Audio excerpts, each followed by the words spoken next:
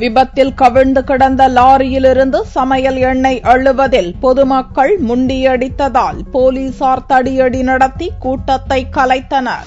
சென்னையிலிருந்து மதுரைக்கு சமையல் எண்ணெய் ஏற்றிக்கொண்டு டேங்கர் லாரி சென்று கொண்டிருந்தது. விழுப்புரம் புறவழிச்சாலையில் சென்று கொண்டிருந்த போது கட்டுப்பாட்டை இழந்த டேங்கர் லாரி நெடுஞ்சாலையில் கவிழ்ந்தது. இந்த லாரியில் 16,000 லிட்டர் சமையல் எண்ணெய் இருந்தது. கவிழ்ந்த வேகத்தில் லாரியிலிருந்து சமையல் எண்ணெய் பெருக்கெடுத்து ஓடியது.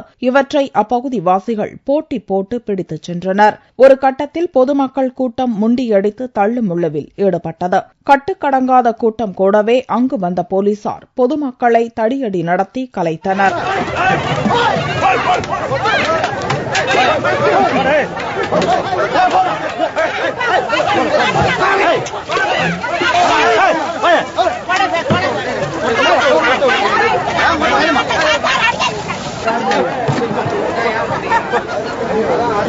டிரைவருடைய கட்டுப்பாடு இன்று வண்டி கவுந்துச்சுங்க. அந்த வண்டியை எண்ணெயை பார்த்தீங்கன்னா விழுப்புரம் மாவட்ட வழுதிரெட்டி விழுப்புரம் பைபாஸ்ல வண்டி கவுந்துச்சு. இந்த எண்ணெயை வழுதிரெட்டி பொதுமக்கள் எல்லாம் அள்ளி போயிடுறாங்க.